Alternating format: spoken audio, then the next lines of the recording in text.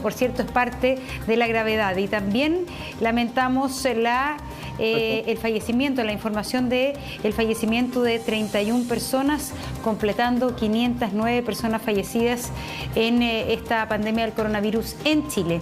Vamos a tomar contacto con dos especialistas. Estamos con el doctor Felipe Rivera, broncopulmonar del Hospital Clínico de la Universidad de Chile y también de la Clínica Dávila.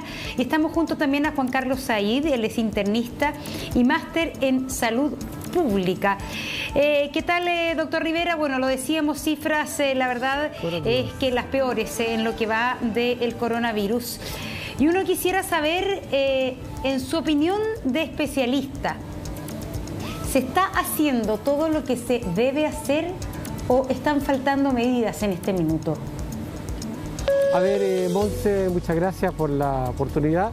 Mire, se hace difícil hacer un análisis sin caer en los extremos, de sembrar el pánico y la angustia o hacer pensar a la gente que está todo bien hecho y está todo tranquilo. Yo diría que siendo lo más cercano a la verdad, porque nadie la tiene, podríamos decir que estamos en una situación tremendamente delicada, angustiosa, estamos cercanos a llenar los hospitales con el término colapso que a mucha gente no le gusta, porque hay varias cosas que no se están haciendo bien. Primero, las cuarentenas se siguen incumpliendo parcialmente en algunos sectores, ¿no es cierto? Sigue faltando un poco fiscalización, pero esto no puede ser cumplido si no hay otro importante elemento que tiene que haber, que es la ayuda social. No se le puede pedir a la gente que no salga a las calles si es que no tiene esto. Y tercero, hay delincuencia y hay gente que se aprovecha de estos movimientos para hacer desmanes. Entonces, es un conjunto de cosas. Si esto no se cumple, el desastre viene para quedarse. Y estas cifras que se ven hoy día se van a ir incrementadas y tal como lo dijimos hace algunos días y lo dije personalmente, van a haber mucho más muertes si es que todas estas cosas que se están haciendo se hacen cada vez mejores. Por un lado, el pueblo chileno, la gente, nosotros cumplimos, los médicos en sus hospitales, los servicios de urgencia locales en cada lugar, pero también la ayuda social por parte de todos los legisladores y la fiscalización férrea de la delincuencia, pero también la fiscalización de los que incumplen por irresponsables. Sí, doctor, pero también a nivel sanitario, a nivel finalmente de distribución de recursos, de ventiladores, también en el sentido de cuarentena, ¿las cosas se están haciendo bien? ¿O usted que trabaja a diario en esto, tiene algunos aportes que hacer para que funcione mejor? Sí, por supuesto que sí, por supuesto. Mire, nosotros como médicos, usted sabe que yo trabajo, aparte de hacer estas cosas que hago como comunicación, trabajo incansablemente, un poco menos probablemente que los grandes especialistas de la UCI, pero por ejemplo, todos estos días hemos estado trabajando hasta las 11, 12 de la noche con gente que se está hospitalizando. En la gran mayoría hemos logrado darle una cama de UCI, una cama de intermedio, un ventilador.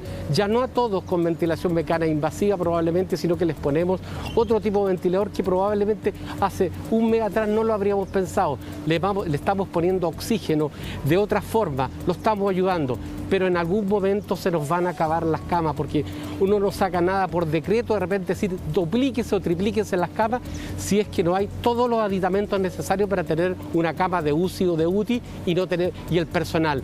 Y eso lo sabemos, en la medida que estamos abarcando cada vez más, nos va bajando la calidad. En estos momentos estamos haciendo todo lo que se puede, probablemente necesitamos hacer mucho más, pero creo que la cosa no se ve bien. Doctor Rivera, doctor Said, denme solo un segundito, tenemos que hacer un alto, tenemos que hacer un corte. Vamos a estar en unos segundos más también con el senador Osandón, tengo entendido, vamos a estar con el senador Osandón conversando de toda esta situación que ha pasado con él, bueno, y con todos nosotros, así es que vamos a hacer un pequeño corte, volvemos de inmediato. Donde usted está atendiendo, es muy importante saber porque una cosa son las camas o las cifras que se dan a nivel nacional, ¿no? Quedan tantas cámaras, tanto porcentaje ocupado, pero otro es lo que se vive en cada comunidad de salud. ¿Cómo se está viviendo la suya? Creo que la realidad de todos los servicios es una realidad de colapso. O sea, todos los servicios están funcionando al máximo. Creo que esa palabra uno tiene temor a usarla, pero es la verdad y hay que decirlo. Estamos funcionando al 100% en todos los hospitales de Santiago. Quedan un par de camas, se están recurriendo a recursos extraordinarios, pero hay que ser realistas, son recursos extraordinarios. yo quisiera tocar acá un tema muy importante que se dice, bueno, ¿qué se podría hacer mejor? Yo creo que lo que estamos fallando es que toda nuestra estrategia está basada en traer ventiladores mecánicos, tratar pacientes. Eso está bien, pero donde estamos fallando hoy en día es en lo básico que ha dicho la OMS, que es tratar, o sea, de diagnosticar, aislar a los contactos, buscar a los pacientes contagiados y aislarlos adecuadamente. ¿A qué me refiero con esto? Hay pacientes que no pueden llevar una cuarentena adecuada en sus casas. La pandemia funcionó, la pudimos controlar relativamente bien cuando estaba en el sector oriente y las personas podían hacer una cuarentena en su casa. Hoy en día la pandemia se ha desplazado a sectores más pobres, a Estación Central, a Puente Alto, a Santiago Centro. Ahí no basta con diagnosticar a una persona y mandarla a su casa. Hay que crear una estrategia de hoteles sanitarios consistente que permita que una persona no vuelva a hacer un aislamiento en un sitio o en un lugar donde está hacinado, sino que pueda estar en una situación efectiva de aislamiento en un hotel sanitario. Eso ha fallado y hoy en día, para que te hagas una idea, hay aproximadamente 2.300 habitaciones que se usan como hoteles sanitarios. No están ocupadas ni la mitad de ellas. Es difícil pensar que una comuna como Puente Alto, por ejemplo, donde hay 20% de pobreza multidimensional, esas personas que viven en Puente Alto en situación de pobreza puedan efectivamente, una vez enfermas, hacer un aislamiento en su casa. Entonces hay que escalar esa estrategia, hay que poder aislar a esos pacientes en condiciones adecuadas. Y lo otro que estamos fallando es en trazar a los contactos. El Ministerio no entrega ningún reporte sistemático en que diga qué tan rápido estamos ubicando a los contactos. Es decir, diagnosticamos a un paciente, ubicamos a todas las personas que estuvieron con ese paciente, las llamamos dentro de 24 horas y nos aseguramos que dentro de 24 horas están aisladas. Ahí es donde estamos fallando, en ubicar a los contactos y en aislar efectivamente. Si no hacemos eso, cualquier cosa que busquemos en el ámbito de los ventiladores no será suficiente.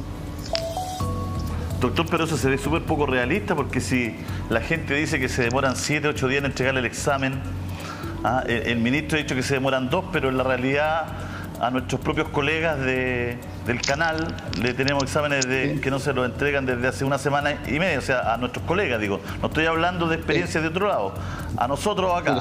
Entonces, sabemos que se demora un poquito más, para no ponerle maldad, digamos, se demora un poquito más que de 2 días, de 3 días. Entonces, si se demoran tantos días en saber si es positivo o no, me imagino después ubicar a todos, trazarlo, o sea, no... Es un complejo, o sea, ahí es donde la cuarentena total toma sentido, ¿no?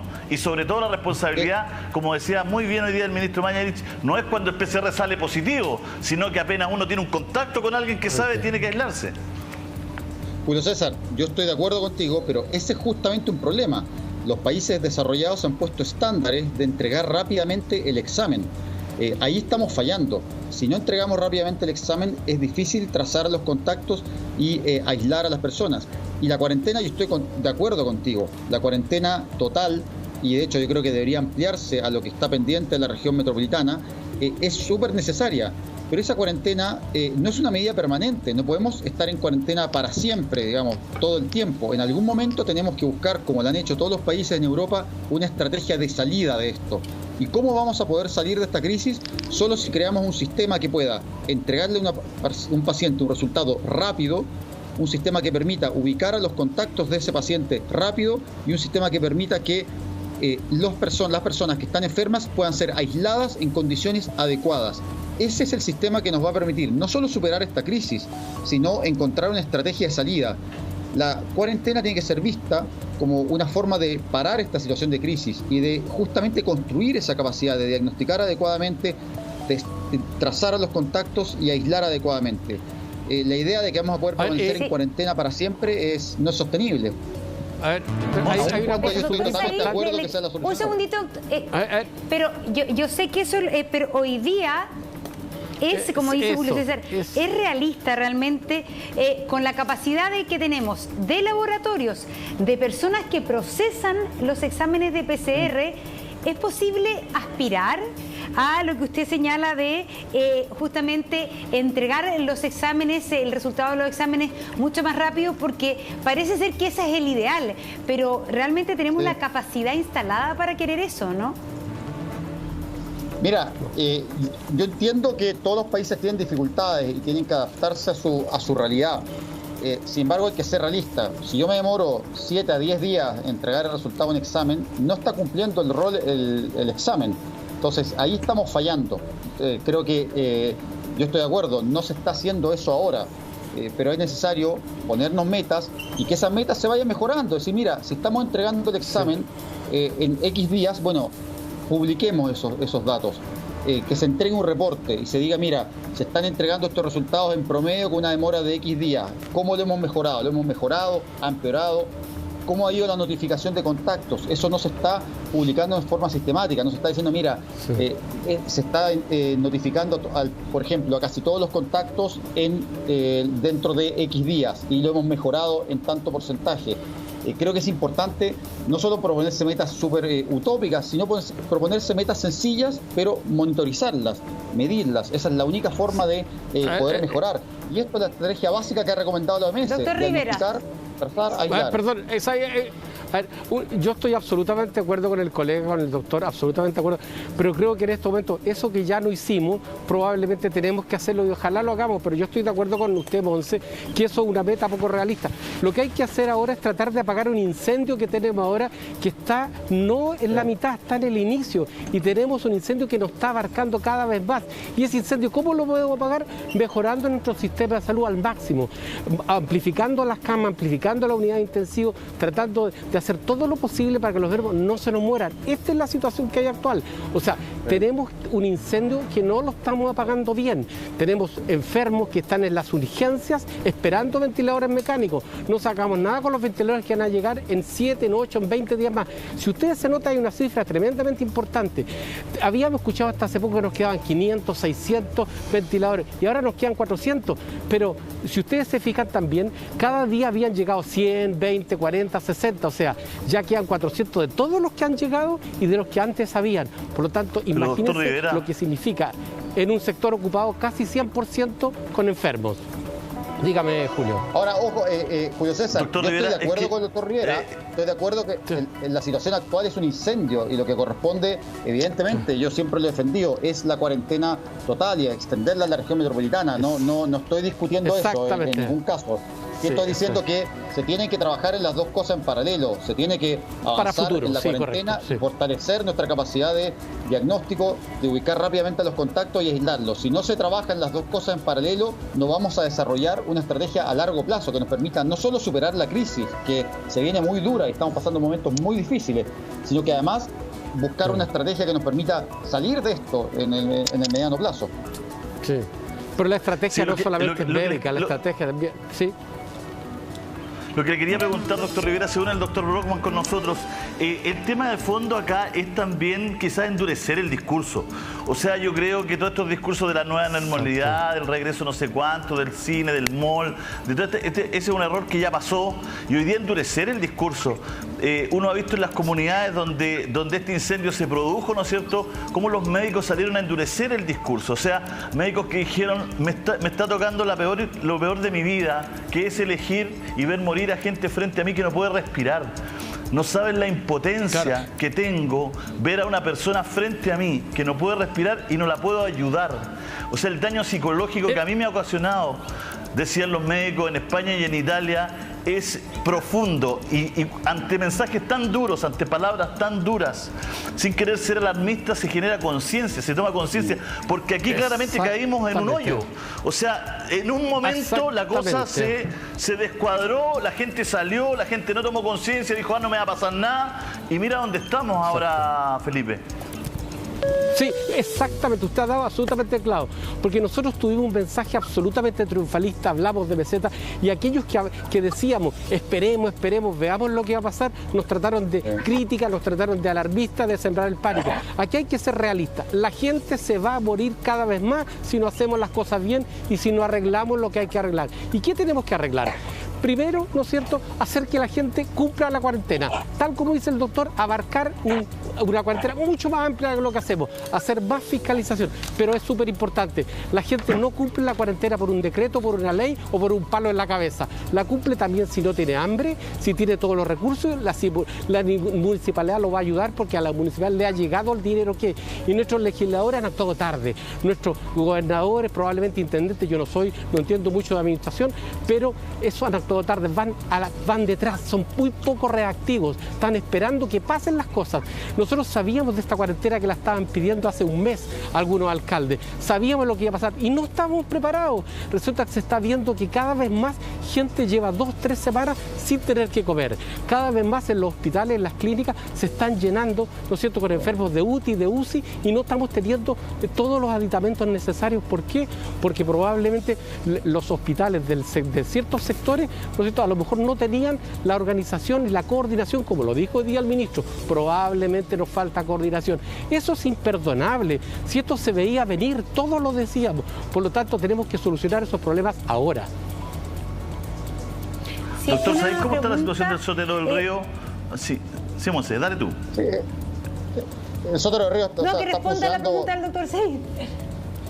Está funcionando a su máxima capacidad, trabaja con 20 camas de paciente crítico usualmente y ahora está trabajando con 42, se está construyendo un hospital de campaña, es decir, la situación es bastante crítica y creo que en ese sentido no es distinta a la realidad que viven otros hospitales de Santiago. Entonces, acá hay que ser sinceros, estamos viviendo una situación de colapso, sí, la masa crítica de pacientes contagiados es muy grande y esto no va a parar de un día para otro con la cuarentena y de hecho lo que vemos es que los casos siguen aumentando. Entonces en ese sentido creo que hoy en día para apagar este incendio es clave extender la cuarentena en la región metropolitana y muy probablemente pensar en cuarentenas en otras regiones del país. La situación en Valparaíso preocupa. Creo que pensar que podemos seguir derivando pacientes a regiones sin implementar también cuarentenas en esas regiones donde a su vez están incrementándose los casos es una situación que no es sostenible. Yo creo que a mí me llamó mucho la atención que no se hubiera anunciado una extensión de cuarentenas hoy y yo creo que va a ser algo inevitable y que espero no llegue tarde como creo llegó un poco la cuarentena en la región metropolitana. Se esperó hasta el último minuto, se esperó hasta el último segundo cuando ya la situación era insostenible. Sí, ¿queda todavía capacidad de camas críticas en el Sotero, doctor Said, no? O sea, yo no trabajo directamente en el UPC, pero el último informe que recibí es que estaban todas ocupadas, que había 42 camas que estaban todas ocupadas y que obviamente ya se están hospitalizando pacientes en otros lugares, por ejemplo en recuperación quirúrgica, se están usando camas pediátricas, entonces ya estamos recurriendo a medidas extraordinarias que son señal de un colapso, porque cuando un sistema colapsa no significa que se deja de atender, significa que la calidad en la atención se deteriora y se hacen cosas que no se hacen habitualmente, como por ejemplo lo que describía el doctor Rivera, que se usan ventiladores que no son los óptimos, que se usan, se hospitaliza en lugares que no son los adecuados. Por ejemplo, un pabellón quirúrgico no es un lugar para hospitalizar a un paciente que tiene una enfermedad respiratoria, y así sucesivamente. Y eso ya lo estamos viendo, y la ocupación de camas hoy en Santiago, sincerémoslo, está al 100%. O sea, acá ya estamos discutiendo, mira, si hay una cama más, una cama menos, es el 100%, y eso ya es una situación de colapso, y hay que tomar medidas drásticas, medidas un poco más enérgicas, para que esto no siga progresando. Doctor Said. Sí, doctor Said, al tiro vamos a comunicarnos con el doctor Brockman, que tiene... Sin embargo, hoy día el ministro, y varias veces ocurrió, destaca la baja letalidad. Dice que estamos con un nivel de contagio hoy día el más alto que hemos podido reportar, 3.520 casos, pero que la letalidad en Chile es muy baja. ¿A usted qué le dice eso? ¿Finalmente hay todavía una buena capacidad de respuesta del sistema por esta baja letalidad?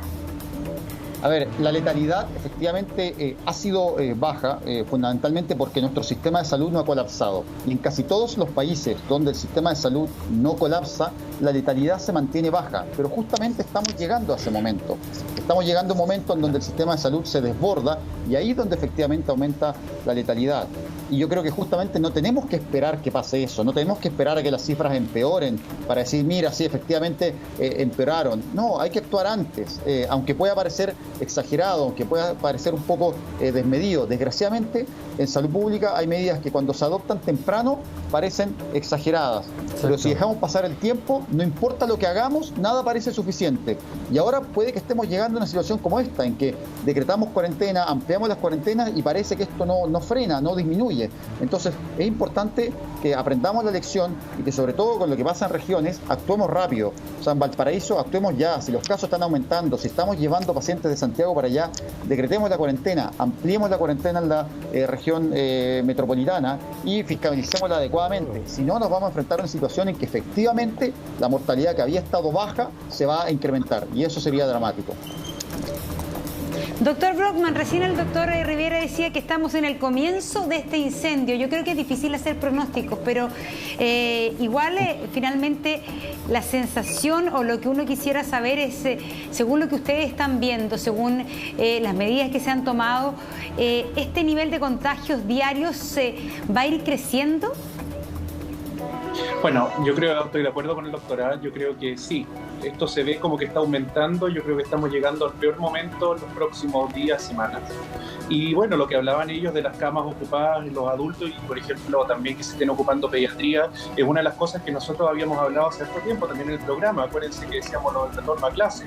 En este momento yo creo que se hace absolutamente impensable volver a plantear eso que decían ya vamos a volver a clase los niños, porque piensen que si más encima las camas de UCI pediátricas están ocupadas, ¿qué va a pasar con los niños cuando se enfermen? Y viene el sincicial, viene la influenza y eso viene todos los años. Entonces, sinceramente, hay hartas medidas que hay que empezar a anticiparse ahora ya, en mi opinión, para evitar que esto colapse, porque estamos muy cerca. Claro, y en ese sentido lo que pasa es que no han habido anuncios claros. Por ejemplo, el tema del año escolar. Si uno ve lo que pasó en Francia, por ejemplo, que se anunció que lo que son los escolares de los últimos años no iban a volver hasta septiembre, se anunció con anticipación. Aquí se está, de alguna manera, siempre a la expectativa, siempre con la incertidumbre. ¿Debieran haber anuncios en esta área claros en este minuto, doctor Brockman? Y pensando que sí, usted también atiende a niños. Sí, claro. Yo en el fondo como pediatra y lo que veo en mis pacientes, porque yo hago harta telemedicina, ahora me conecto online, en el fondo también voy al hospital, a la clínica, pero de los pacientes a los cuales yo les he pedido examen ahora a los niños que tienen síntomas escasos nuevamente, casi asintomáticos, la gran mayoría está saliendo positivo. O sea, esos niños son lo que llamamos portadores del virus y no necesariamente están manifestando una enfermedad muy grave. Por lo tanto, yo creo que sinceramente desde el punto de vista pediátrico es impensable que los niños vuelvan a clase en el futuro cercano. No se puede, porque sinceramente eso va a hacer que colapse todo el sistema. Y si no tenemos UCI pediátricas disponibles, no podemos aplicar a nuestros niños, simplemente. ¿Y usted está notando un alza relevante en casos positivos en niños? Sí, dígame, Julio. ¿Aló? Sí, Julio, doctor Rivera, yo lo quería llevar porque lo que pasa es que hay algo que me da vuelta en la cabeza porque lo hablamos en marzo. Me acuerdo que con ustedes mismos, el tema de la vulnerabilidad de algunos pacientes de los sectores más populares del país. No es lo mismo, ¿no es cierto?, un enfermo de coronavirus en el sector alto de la capital, atendido en una buena clínica, bien alimentado, sin patologías de base, que tiene la posibilidad de ir a un gimnasio pagado 3 veces a la semana. Versus la gente en las poblaciones, en las distintas comunas, ¿no es cierto?, más vulnerables, que cuando se empiecen a infectar viven en condiciones distintas. Muchos de ellos de hacinamiento, ¿no es cierto? Viven con una alimentación distinta. Tienen muchas patologías, el doctor Said lo tiene que saber, del Soto del Río, con una alta tasa de patología en relación al sector alto. Entonces, bueno, estamos frente a un problema que además es muy significativo porque tiene que ir esta cuarentena, como bien dice usted, con una ayuda social. Tiene que ir esta cuarentena para que la gente esté en las casas, ¿no es cierto? Además, como decía el doctor Said, con una ayuda en términos habitacionales, con hoteles o residencias, ¿no es cierto?, sanitarias, ¿no, doctor? Aquí hay una mezcla. Sí, correcto. Absolutamente de acuerdo, absolutamente de acuerdo. Lo dijimos hace, tal como usted me recuerda, hace 2 o 3 meses atrás, en que la pandemia empezó por el barrio alto, en que las capacidades que tiene un individuo ahí de hacer un buen aislamiento social, de mantenerse bien alimentado, todo, exceden pero 10, 40 veces lo que pasa en este lado. Y dijimos también que cuando la pandemia llegara al sector menos acomodado de la ciudad, se iban a producir varias cosas. ¿Qué es lo que se está produciendo ahora? Gracias a Dios, esta interconexión que hay entre el mundo privado y el mundo, ¿no es cierto?, de la salud pública, determina que un paciente, cualquiera que sea, puede llegar a una clínica, llegar a un hospital y a ser atendido, pero no van a alcanzar las camas si esto sigue aumentando. Por lo tanto, cada vez más se hace necesario implementar todo lo que usted dice. Sin ayuda social nos vamos a ir a la catástrofe.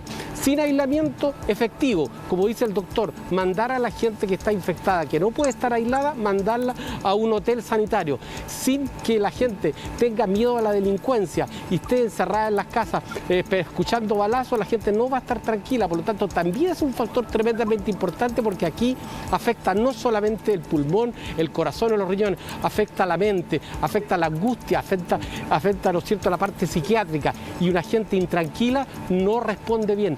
Y tercero o cuarto ya, la gente no quiere incertezas, no quiere mensajes que digan un día una cosa y el otro día se cambie radicalmente. Aquí se necesita que los líderes nos hablen de la verdad, así como en las grandes guerras, que se trata de hacer un civil en esto, y que nos dice en qué estamos, qué nos va a pasar si hacemos esto y qué no nos va a pasar si hacemos todo otro. Que nos digan exactamente la cruda y realista realidad, valga la redundancia, que yo creo que la gente todavía no lo entiende, porque todavía se habla con eufemismo que lo único que ha significado que mucha gente joven, mucha gente del barrio alto, incluso del otro lado también, no crean en nada y estén matando a su abuelo, a su madre o a la gente de tercera edad y a la inmunosuprimida.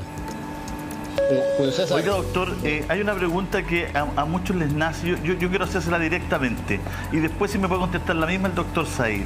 ¿Por qué en Chile no crecen los contagiados como en todos lados, de 2.500 a 2.700, de 2.700 a 2.900, de 2.900 a 3.100, de 3.100 a 3.300? ¿Por qué en Chile pasamos de 1.500 a 2.500, 2.500 ayer a 3.500 hoy día? ¿Qué? Y con los mismos exámenes, dice el ministro, la misma cantidad de exámenes. Yo pienso que sinceramente lo que está pasando es que estamos llegando, que los virus están llegando a sectores densamente poblados, y una persona contagia a otra y eso se multiplica, o a 3, a 4, a 5, a 6, y eso tiene un efecto multiplicador. No es lo mismo que se enferme una persona en el desierto, que la posibilidad de contagiar a otro es muy baja, que se contagie en una casa en que viven 10 personas en metro cuadrado. Por lo tanto, como llegó a los sectores de bajos del Mena, llegó Puente Alto, ¿no es cierto?, llegó a La Pintana, sectores que sabemos que hay una gran vulnerabilidad, es la infectividad, la contagiosidad es tremendamente alta. Y espérese, yo creo que si las cosas siguen así, vamos a seguir doblando la cifra cada vez más rápido, que es lo que se espera. Las cifras se pueden doblar cada 2, cada 3 días, y vamos a llegar a muchos más casos si no tomamos muchas más medidas, que es lo que estamos diciendo ahora. A ver, el ministro de Salud le tiró las orejas, le dio un plazo a las clínicas privadas para que habilitaran más camas UCI, para que habilitaran más camas críticas.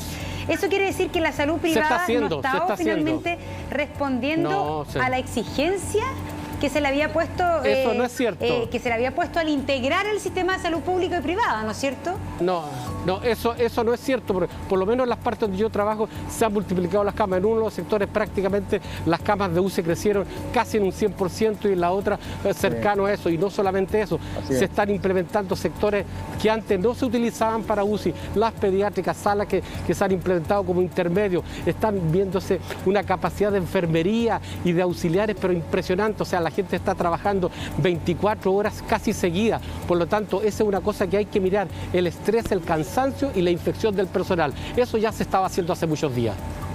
Yo estoy de acuerdo con eso. Pero entonces, ¿por qué el ministro, doctor, doctor Brock, entonces, ¿por qué el ministro dijo lo que dijo? Porque necesita más camas. Hay que buscar dónde sacarlas. Pero de alguna manera le tiran las orejas a las clínicas privadas, les da un plazo para que habiliten más camas. ¿Eso quiere decir que ya les había puesto una meta y las clínicas privadas no la cumplieron? Mira, desconozco eso, pero lo que yo por lo menos he visto en pediatría, que la pediatría se está transformando en adultos ahora, o sea, está desbordándose la capacidad habitual en todas partes. Entonces, yo siento que han llenado toda la mayor cantidad de camas posibles. También hay que poner ahí en el número que estamos necesitando de camas, porque como decía el doctor Rivera, esto se está duplicando, creciendo, porque justamente bajó a zonas de Santiago donde vive más gente por metro cuadrado. Por lo tanto, la tasa de contagios posible es muchísimo más alta. O sea, la cifra debería ir creciendo quizás demasiado rápido, y eso es lo que se quiere controlar con un crecimiento rápido de camas también. Así yo lo puedo entender un poco la aseveración. Yo creo también, ¿por qué el ministro dijo lo que dijo? Yo creo también que no es realista. Yo creo también que no es realista pensar que hay una reserva de camas privadas que no se están usando. La verdad es que casi todos los centros, yo también trabajo en el sector privado, tengo también colegas con los que he hablado y no conozco ningún colega que me haya dicho en el lugar donde trabajo, sea privado o público, no se ha duplicado la cantidad de camas. Creo que en todos los centros hospitalarios, privados o públicos, se ha hecho ese esfuerzo. Así que creo que también no nos hagamos ilusiones en ese sentido. Las camas no se aumentan por decreto, las camas no se aumentan porque yo digo, mira, quiero que se aumenten. Creo que acá no hay nadie, ni en el sector privado ni en el público, que no quiera atender pacientes. Y ambos sectores están haciendo un tremendo esfuerzo al respecto. Colegas en diversos sectores, en diversas áreas de la salud. Entonces, sinceremos esto, el sistema privado y público, ambos están colapsados. Obviamente quizá se nota más en el sector público por diversos motivos, por la fragilidad propia del sistema, pero la realidad es que en ambos lugares se ha duplicado la cantidad de camas y no van a salir camas por arte de magia. Por eso acá lo que importa son las medidas de salud pública para reducir el número de contagios. Pero doctor Said, entonces yo repito la pregunta, ¿por qué el ministro dice lo que dice? De alguna manera se da a entender, al ponerle un plazo y al mandarle un mensaje directo a las clínicas privadas, de que no existiera la voluntad de parte de las clínicas privadas de habilitar más camas críticas. No sé si usted lo percibió así también. Yo creo que sí, se puede interpretar así, pero creo que es una interpretación errada y uno puede empezar a caer en, bueno, ¿en qué puedo interpretar yo eso? Yo creo que la interpretación es errada, que creo que ha habido una voluntad sincera de también el sector privado de aumentar las camas y que eso se ha hecho. Y no conozco ningún servicio de Santiago privado o público que no esté colapsado. Así es que creo que yo discrepo en esa percepción de que pudiera haber una falta de esfuerzo, que el sector privado no se la esté jugando. Creo que ambos están colapsados. Y de hecho, te doy un dato, las cifras de la SOCHIMI hablan de cifras de la Sociedad Chilena de Medicina Intensiva, reúnen camas privadas y públicas. Y cuando uno ve las cifras, ve que se ha duplicado las camas a nivel nacional, privada y pública. Entonces, y que esas están ocupadas casi en un 95%. Entonces, Juan Carlos, pero no es así. Creo que la interpretación es errada. Juan Carlos, no es así porque el ministro entrega un dato, no solo dice, sino que entrega un dato. Dice textual, el sistema público ha duplicado sus camas, el sistema privado la ha aumentado un 10%. No entrega, no solamente hace una mención, entrega una cifra. Esas son cifras de él, digamos, estoy citando al ministro. Pero quiero ir a otro tema, discúlpame, quería hacer hincapié en que él había dado datos, ¿no? Quiero ir a otro tema porque ustedes tres han dicho la relevancia de los exámenes, los PCR, de cómo abordar esto, y los alcaldes ayer salieron algunos en masa a quejarse de que le habían bajado los exámenes. El alcalde Sadimelo en El Bosque, la misma comuna, dijo que le bajaron de 140 exámenes a 40. La alcaldesa La Pintana de 180 a 40. Y así puedo seguir nombrando. Esta medida es preocupante. Esto sería pésimo, doctor Rivera. Sí, es un error. O sea, si no hay cosas para hacer el examen, si están los reactivos, bueno, no hay nada más que hacer. Pero hacer cosas por decreto, tal como decía el doctor, no sirve.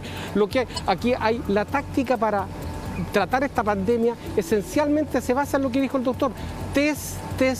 Incluso haciendo los test sabemos que podemos ir tarde, porque el test, ¿no es cierto?, tiene una sensibilidad que no es 100%, pero por lo menos nos dice dónde están los enfermos, a quienes podemos dejar dentro de las casas, a quienes podemos sacar y tratarlos en otro sector, a dónde tenemos que llevar las camas o llevar los respiradores, en qué sector tenemos que desocupar las camas y desocupar los ventiladores. O sea, no podemos hacer medidas sanitarias, epidemiológicas, sin saber lo que nos está pasando en cada localidad.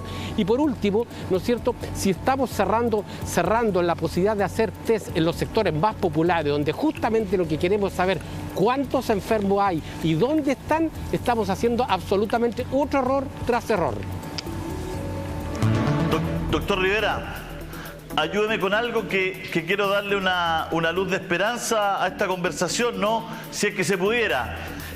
Hoy día en el diario La Última Noticia, en su primer titular, y lo más leído del diario, por lejos, dice: descubren que anticuerpo contra el coronavirus del 2003 bloquea al COVID-19.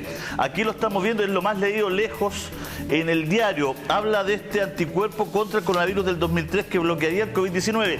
Y por otro lado, en el diario La Cuarta, Habla un doctor, dice el doctor Andrés Mesa, vio complicada su salud al enfrentarse al COVID. Dice, la donación de plasma me salvó en 12 horas. A él le habrían entregado sangre, ¿no es cierto?, de personas que ya se habían recuperado del coronavirus. Doctor Rivera, háblenos de estos dos temas porque son muy relevantes. La gente también tiene mucha ilusión de encontrar alguna salida rápida para el coronavirus.